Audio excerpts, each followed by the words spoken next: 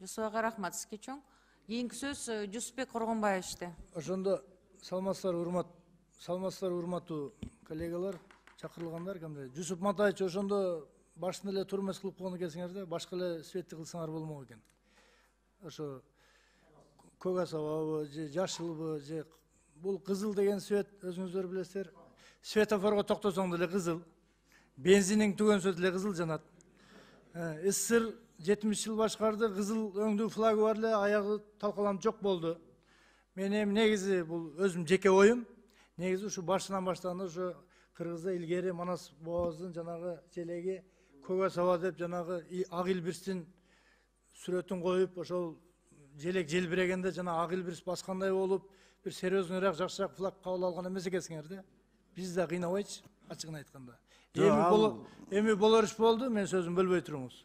Азыр Жакшынакай кичинекей бир изменениялар менен эч нерсе болуп кетпейт. Бирок келечекте мен да бир сөзүм элестетесиздер го, бир качандыр бир муун келиши мүмкүн, бир тарыхтарды карап туруп, бул флагдын өңү да өзгөрүлүшү мүмкүн. Ачыгын айтайын. Рахмат. Кызыл свет ушу айттым, жана бензиниң да кызыл жанат. Светофорго барсаң да кызыл жанат. Кызыл свет кандын свети. Мына айтканда кызыл өң өтө деле жага бербейт. Жанагы Мусаев дагы Манас свет келип, ошол киши да түрүнө чогуу айтканда, Сагынбай Орозбактын да эмеси бар. Мына Ногойдон калган кызыл туу, Жакыпта калган мынабу асабанын аштарды кызыл желек билип таштады деп Көкөтөйдүн ашында ошо Манас желегин ылдыра келет, Көкөтөйдүн көкчөлүгүн бийгилет. Ошону окуп көрсөңүз чыгат. Манас бабабыз согуш кезинде кызыл тууну колдонгон. Тынчтык кезинде көк асабаны көтөргөн. Манас дегер окусаңыздар. Согуш кезинде канга кан деп кызыл желек менен барып жүргөн. Туура. Тиги көк асаба тынчтык кезде көк асаба колдонулган жанагы. Рахмат. Артынан бир 5 мүнөт сөз берип коесуздар артынан. Азыр сурабай. Бекбосын агай, анда сөз сизде. Бияка чыгып сүйлөйсүзбү же ушак эле? Сүйлөңүз. Бул жерден кызыл түс бийликти, кубаттуулукту, жеңишти, салтанатты сыпаттаган түс деп турат. Бул жерден деген кыз коммунисттик партиянын туусу кетти, СССРдики кетти деген бул бекер сөз. Кытайдыкы деле өлбөй жатпай турат. Мындай кызыл түстөгү көп эле өлкөлөр бар. Өнүгүп өсүп аткандар бар.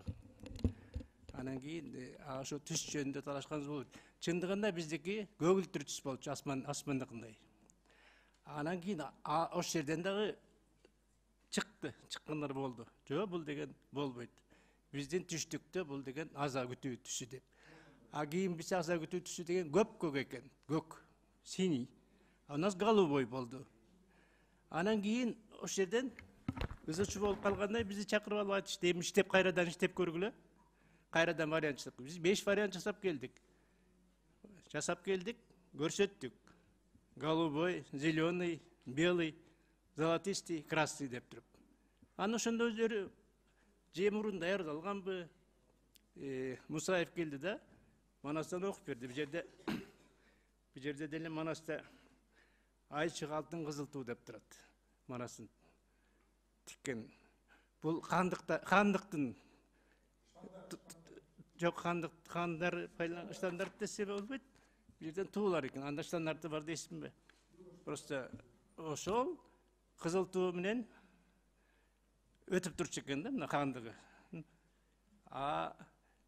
Колдонгондор акты да, көктү да, кызылды да колдончу экен. Согушка барганда кызылды колдончу экен. Бирок бул бийликтин белгиси так ошо кызыл туусу болгон экен. Ошон үчүн бул кызыл туу деп биз каршы чыкканга биз эмете албайт болчу. 360 киши кол көтөрүп атса, биз турдук. Тандадыңар, эл тандады. Жана сиз айтасыз, илбирсти жасап койсок деп. Бизге ошондо көп адамдар айтышты. Туун жасагандан кийин, кыргыз болгондон кийин кыргыздын белгисин койгула деди.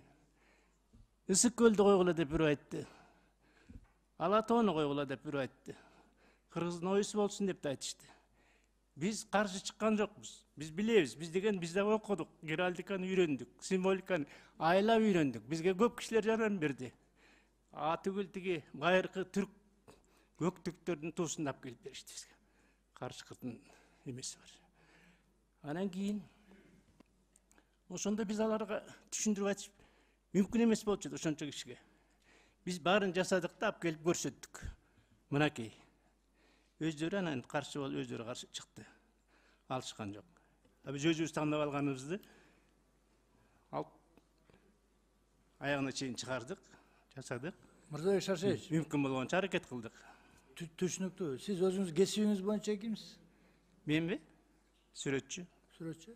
Жанагы эгерде тарыхка кызыгып көрсөңүз, 9-10 кылымда улуу кыргыз каганаты болгон. Эбегейси чоң, аябай чоң держава болгон. Ошол кезде улуу кыргыз каганатынын желеги кандай болгон экен? Ошолорго тарыхка кайрылып кызыгып көрдүңүздөрбү?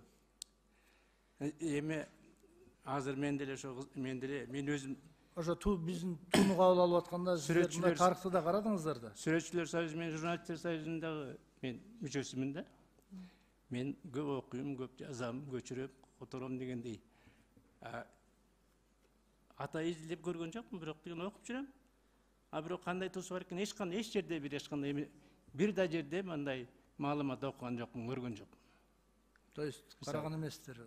Жок, карабы. Кыргыз элин басып Окуп өткөн атам. тарыхына карап, ушул мамлекеттин символикасы кабыл алынып атканда бир сыйра тарыхка кайрылып, кичине изилдөө иштери жүрүш керек болчу дейм да.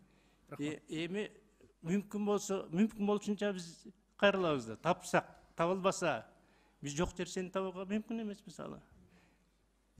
Рахмат Бекбосынке. Бүттүбү сөзүңүз? Рахмат. Кийинки сөз Улан Бердибаевичте. Рахмат, Чолпон Алыевна, урматтуу депутаттар, урматтуу коллегалар. Эми аталган маселе боюнча чындыгында жогоруда мен айткандай тарыхчыларды, илимпоздорду, санжырачыларды алып келсек, аталган маселе боюнча бир күн кечке талкууласак дагы ар кимдин өзүнүн аргументтери бар. Албетте ал талашсыз. Андан кийин бул туу боюнча эми чындыгында мына жалпы элде дагы ошол эле учурда мен өзүмдүн биринчи окууда дагы айткам, каршы пикирлер да бар, колдоп аткандар да бар. Керек болсо тууну башынан өзгөртүш керек деген, түп тамырын өзгөртүш керек деген дагы сунуштар келип атат. Бирок биз бүгүнкү күнү ошол болуп аткан азыркы туунун жакшыртуу, толуктоо маселесин гана карап атабыз. Ошону бир туура кабыл алсаңыздар. Экинчиси, авторлордон авторлукту эч ким талашып аткан жок. Буну баса белгилеп коеюн.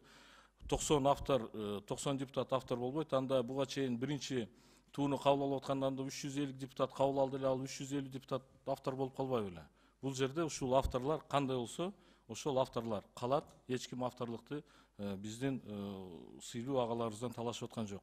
Үчүнчүсү, урматтуу Чолпон Алыевна, аталган маселени добушка коердон мурун мен сизден суранып кетер элем. 6 фракциянын чечими бар. Аталган мыйзам долбоорун экинчи жана үчүнчү окууда добушка коюп беришиңизди суранам. Рахмат.